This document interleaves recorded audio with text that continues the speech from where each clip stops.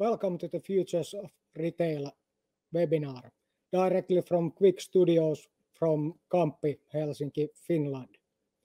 My name is Sami Vellonen. I'm working as a Chief Enabler or officially as a Head of Consulting at Quick, but during the last 3 months I have been enabling different businesses to go digital and go online and sell their stuff online. And in, total plus 10 years working with retail on both sides of the table. And today I have here with me Ewan.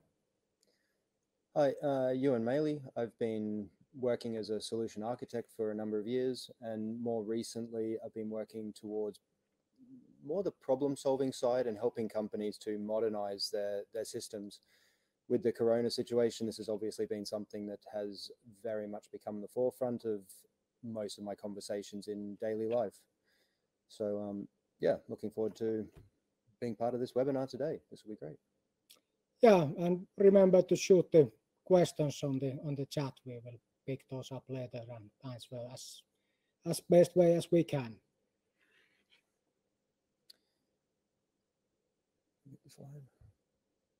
So for today, we'll go through from what has sort of happened, what has come about with the corona situation, what will happen in the upcoming months and the future, sort of having a look at what the possibilities are, then going into the fundamentals, so the 10 fundamentals that we've identified into what shapes a successful digital business during these tough times. Provide some summary at the end, then we'll have some time for questions, and then we'll go through the detailed guide and webinar offers, the related guides after that, and how you can get your hands on them. So if we move into what has happened, I'll hand over to Sami for that. Thank you. So what happened? Very briefly. So in the beginning of the year, there was some weird new virus spreading around in China, far away. And I think still in February, our politicians said that, well, Finland is not involved in this and it will not affect Finland. And actually then on 18th of March, well, basically the Finland closed down. So the government introduced the Powers Act. Schools got closed. Basically, you couldn't gather around anymore with a group more than 10 people. So I guess it's fair to say that, well, COVID-19 took us by surprise. We had all the signs, but we didn't see it really coming. And well, for the merchants, for the business, for the retail, it meant in practice that everything went online. Absolutely everything that could went online. I think it was the 19th when I got my first call from a merchant that we have nothing online. What can we do? And since that, well, I have been helping businesses to go online and continue the business they are doing. And I think, well, when most got online, they went online or they already were online, they realized that, well, this is actually a good business to be online. First of all, well, it's easy to sell stuff for people. And, well, you had the regulars on your channels before. Now you have the whole planet. Anyone can buy your stuff from online. And when you do it well, you have your bits and pieces together. Well, it's actually cheaper to do it online as well. So not only a bad thing. So this is the situation where we currently are. So there is over 7 million confirmed cases and over 400,000 dead people on the planet. So it's far from being over. But in Finland, well, the situation is quite a lot better, actually. So some of the things has been already removed, so you can gather with bigger groups already, and you can move pretty freely. And I think when that was started, that basically the government said that, okay, the worst phase is over. Well, more or less, anyone went to the offline, back to offline. And we have been wondering why with the customers. And to be frank, those digital services, web stores are pretty horrible, to be frank. So a friend of mine said that it's better option to go with the kids to the store twice a week spend 2-3 hours there, kids screaming around, then do the shopping online. And I think that is alarming. We perhaps should do something about that. So then we move to the future. So we know what happened. We know pretty well where we are now. Then talking about the summer and especially about the autumn. So of course, every and each of us wish that we would have the crystal ball. We would see what will happen. But unfortunately, we don't, which is something we have to accept. We don't know, nobody knows what will happen during the autumn. So that's why, well, we took the approach that we will prepare ourselves for alternative scenarios. So basically, we have identified 3 different scenarios for the future. So it's quite obvious that, okay, things may remain as they are now. So the disease is in control, and some people are shopping online and some are shopping offline. And the volumes would stay pretty much the same. And then we have the bad scenario that, okay, there will be a second wave that will be even worse than the first wave, which will mean that, well, nobody is allowed to move anywhere, see other people, see your family. You need to stay home, which would mean that, okay, the digital channels are growing a lot again. Everyone goes to the digital channels, and the food and all the supplies are brought to you at the home. And then, of course, we have the positive scenario that we are really wishing for. That, okay, the disease will disappear for a reason or another. Or then we will get the vaccine. Everyone will get that, and we are safe. We are secure from the virus. So the 3 different scenarios. And then we started to think that, okay, what actions could you already start if this scenario happens or this or that? And basically we came up with 10 different recommendations that actually applies to all of these 3 scenarios. So you don't have to choose. You can implement these fundamentals basically immediately because they are all relevant no matter how the future will look like. So let's go to the 10 fundamentals that we have been working with. So the first one is that don't treat your digital business as a separate thing. I know there are some companies that actually have the resources to run 2 companies inside of 1 company.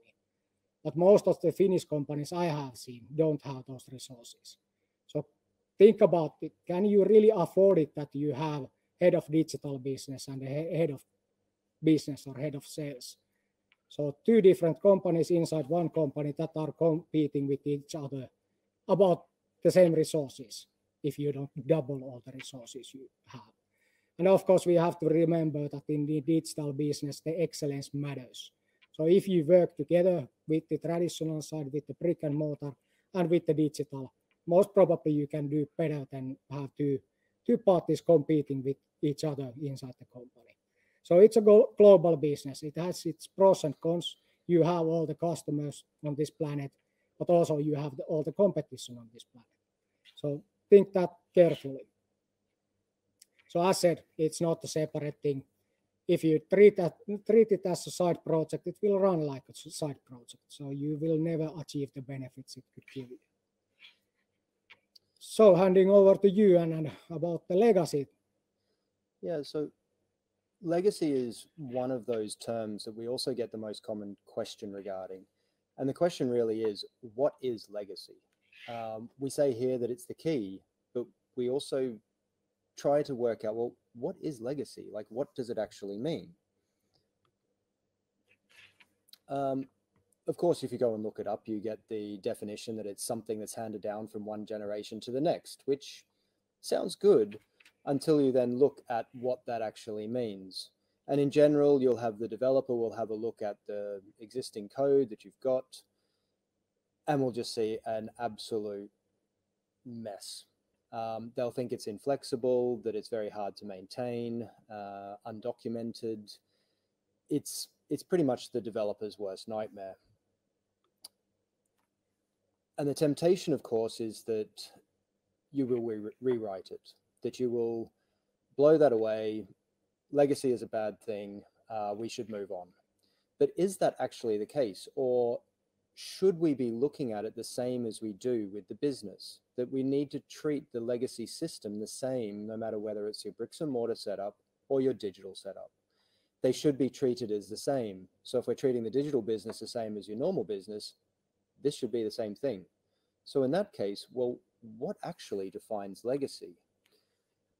And if we define legacy, we really define it as outdated systems that cannot keep up with our growing business demands, but, and this is the important part, they still run your business. So the main point here is the systems. It's not just technology, it's people and processes as well. So your technology is one part of it, but then the culture, the way in which you operate, those processes, every one of them can be a part that can be changed.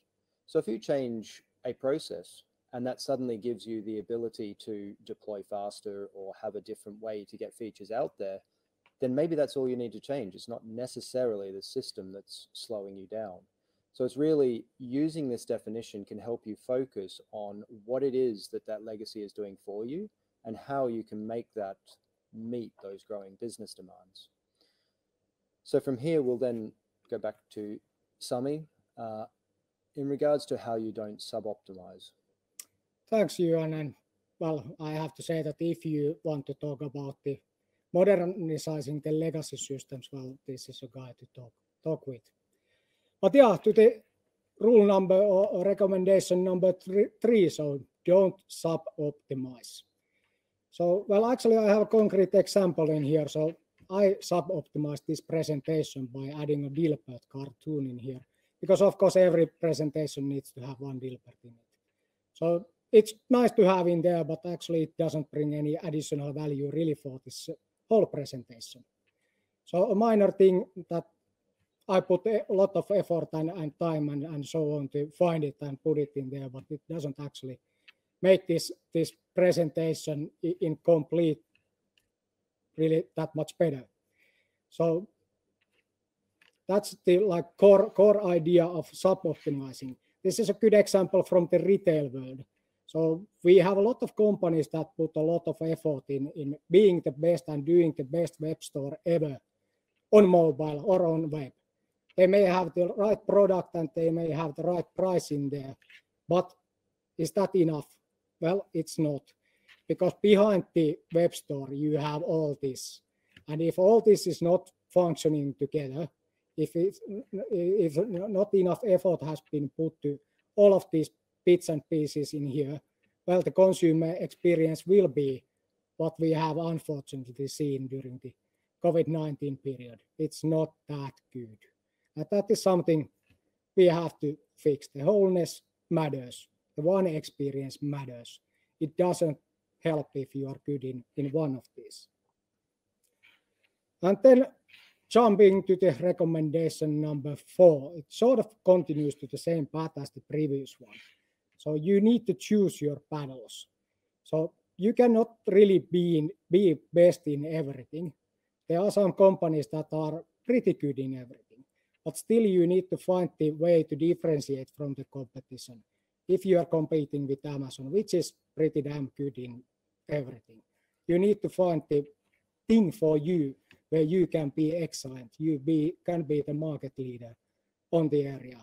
And as the Warren Buffett has this saying that pick the 25 items, prioritize, take the 5 and focus on those. Well, there's the seed of truth in that sentence. So know your customer, know your competition, pick wisely where you put your efforts in. And the same applies from a technical side as well. So from a technical side, you might have anything in the system that's just, it's falling over. The performance is not where it should be. But again, this comes down to you need to pick which one of those actually means the most to you as a business. Where are you heading with that business? What do you want to be able to provide? And that definition in itself and knowing what it is you're wanting to achieve will allow you to know which one of these areas you want to focus on improving, because you're not going to be able to do every single one of these. You're going to be able to do some parts of them, but your focus will be primarily on one, two, maybe three of these. And that's where you need to be putting the focus so that your development side, your IT part of the business, knows where to also put their efforts as well.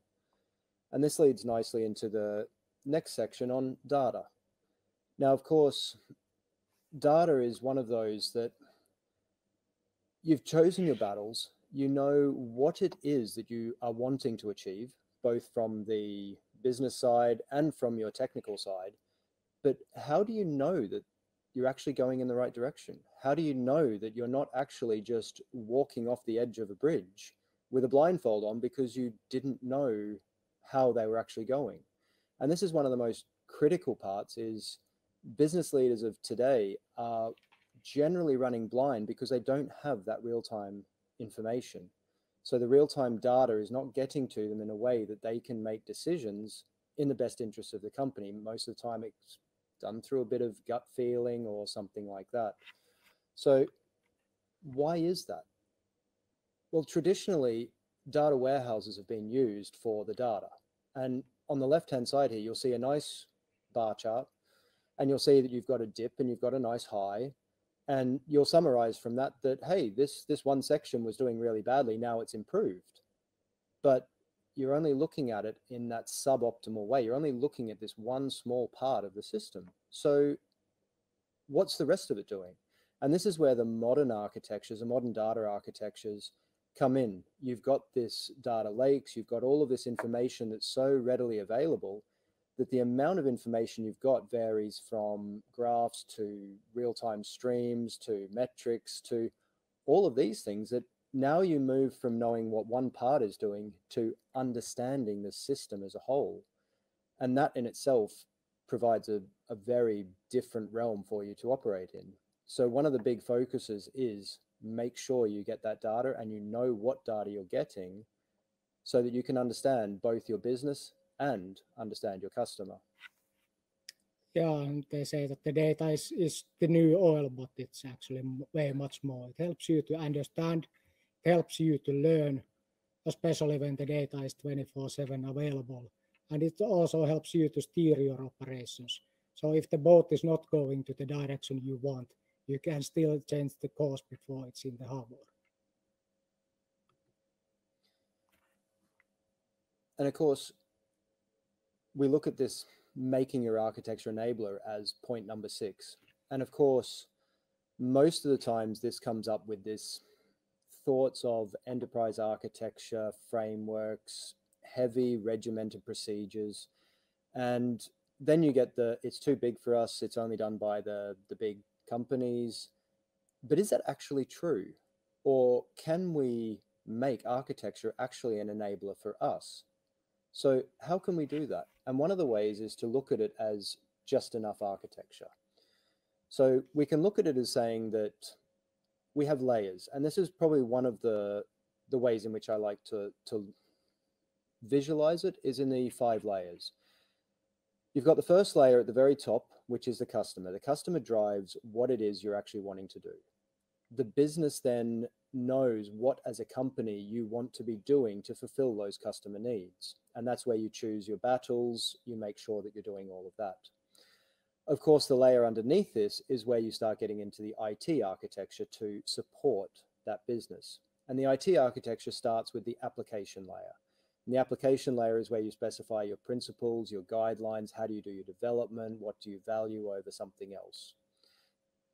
Then moving into the data layer is where you have governance. And governance also is one of those that's seen as it's gateways. You've got this gate that you need to go through to the next part, you need it approved. It's not actually that, it's trying to make your life easier. If we're talking about things like GDPR, wouldn't it be nice if that was taken care of as part of your architecture? So you were developing some new data that you were putting in there, and you knew that if I specify this for GDPR, it will be taken care of down the line through some automated processes. The same then goes down to the infrastructure layer, which is your very bottom layer. And that's the one that everything runs on. So really, whenever you add anything into that infrastructure layer, the data layer, the application layer, whatever's being added in there really should be looked at from a point of what business problem are we trying to solve with it?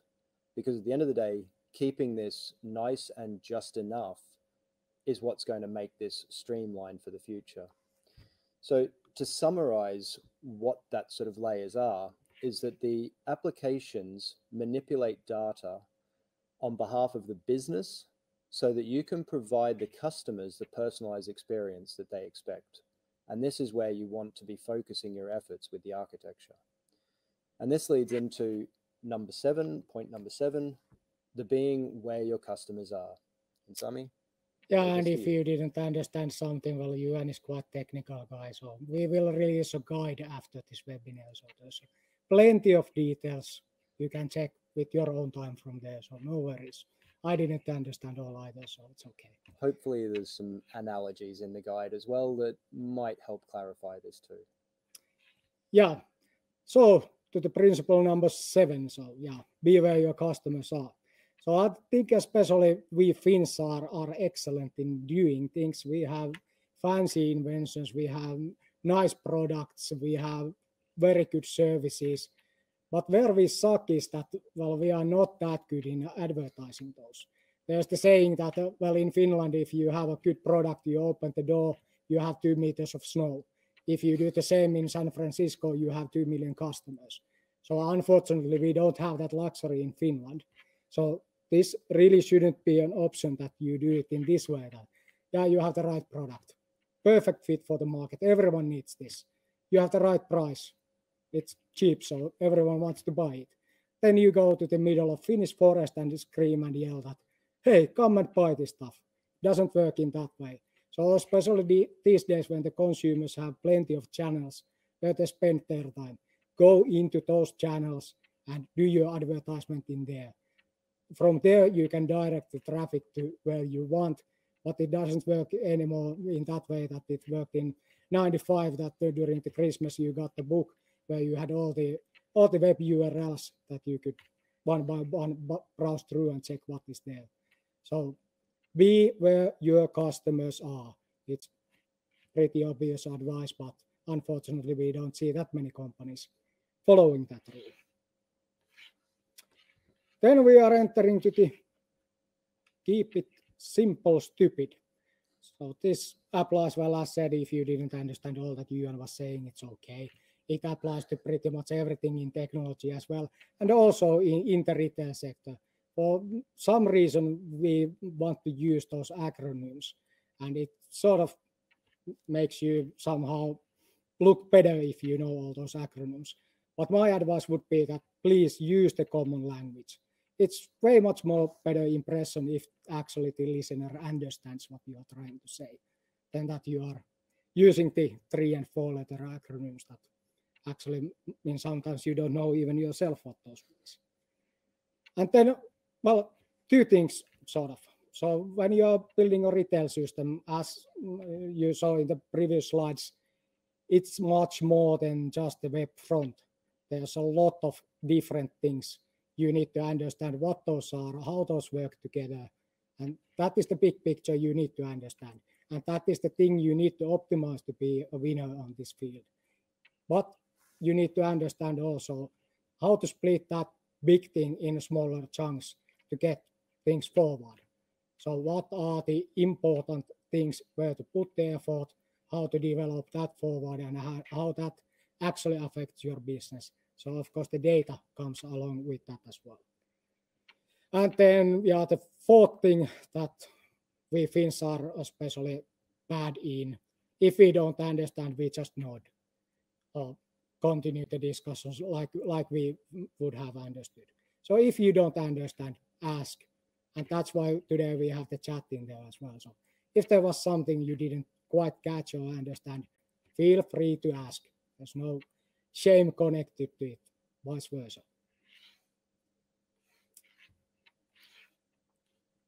Again, going back on the technical side of it, and this can also apply to the business side as well. What ends up happening is you have this essential complexity, the main part of your business that runs the business, the main part that connects everything together. But over time, you add another workaround or another hack to get this latest feature out. And then you add in a new system to produce another feature. But you never get rid of them. So what ends up happening is that little bits of complexity that you've added over time builds up, and it becomes at some point too heavy to bear, which is why you end up with the diagram that we had earlier of the mess of an architecture. Now, this is generally why you need to value removing stuff as much as putting new stuff in. So if you have a feature there, like an old version of an API, remove it. Don't leave that in there for eternity and think, well, it's not broken, we'll leave it there. Because what ends up happening is you end up with 4, 5, 10, 20 versions of it. Suddenly it becomes too hard to maintain. So this is really where keeping your architecture, keeping your technical side, keeping the business side as simple as possible really reduces the overhead that you will have as well. So going back to the retail. So my opinion is that the retail is one of the overcomplicated areas. It's actually quite simple how you buy things in first with a good price. Of course, the right products. If you have the wrong products in stock, that's a problem as well. Then, well, you have your internal processes, how to make it available for the consumers, how you do the marketing. Anyways, you get the people to your channel. They buy the stuff with a higher price, sorry, than what you originally bought it for yourself. And then you deliver it. Pretty much that, and then you repeat the same thing. So earn money between from the products you just purchased and then sold to the customers. So, 9th principle. So speed matters.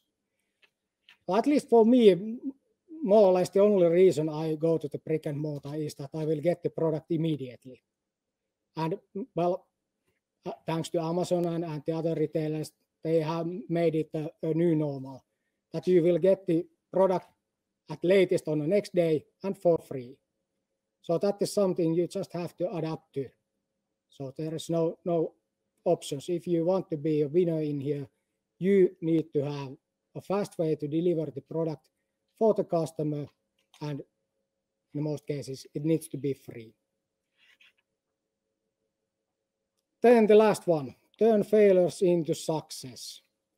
So none of us is perfect. Mistakes do happen.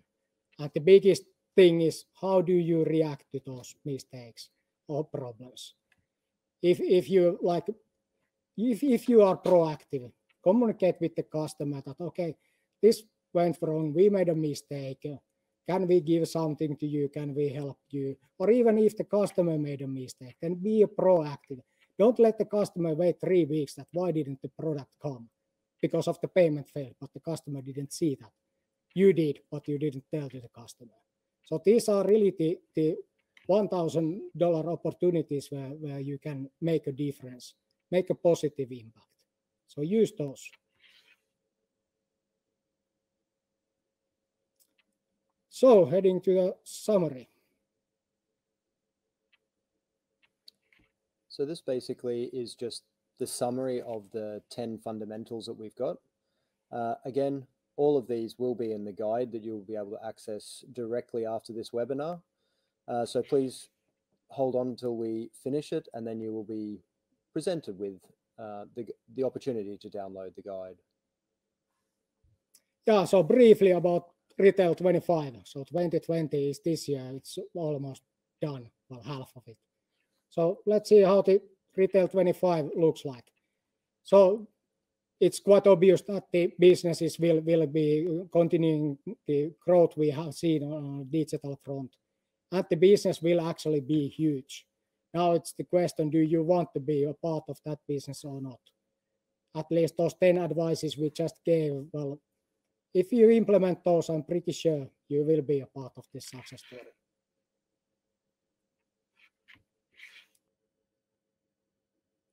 So yeah, as said, are you ready? If you're not, no problem, just let us know and we'll get you there together. So now it's time for a couple of questions, and as said, stay online. There will be more material for you after this slide. Any tools can be named for implementing modern data architectures that have been mentioned.